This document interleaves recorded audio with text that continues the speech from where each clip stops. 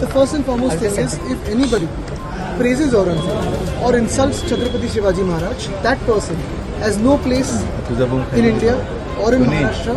Especially, we hope and we believe that when BJP is governing, such a statement shouldn't have been ever made.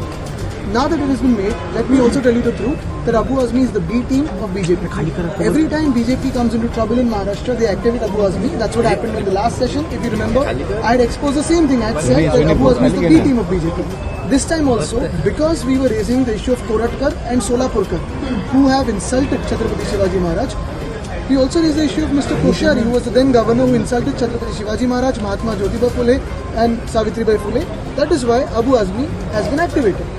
As with regards to the grave of some king from 17 whatever or 300 years ago, the BJP is in government in the center, the BJP is in government in the state, let them take a call. But what about the grave crisis of unemployment today? The Sensex has seen a bloodbath. Let's also discuss that. Let's not stop any demolition. Do that 100%. But what about the demolition of our share market today? What about the demolition of jobs today? Well, who's talking about the law and order situation today? The BJP came into trouble in Maharashtra, which is why they activated Abu Azmi only and only because Dhananjay Munde had to resign over terrible photos that we saw, the video that we saw.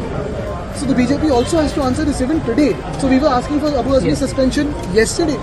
They took one entire day because they wanted to run politics on that. And they have not yet spoken a word on Koratkar and Solapurkar only and only because they belong to the BJP. They haven't spoken a word on Koshyari, who's also insulted Chhatrapati Shivaji. Why? They should speak about that.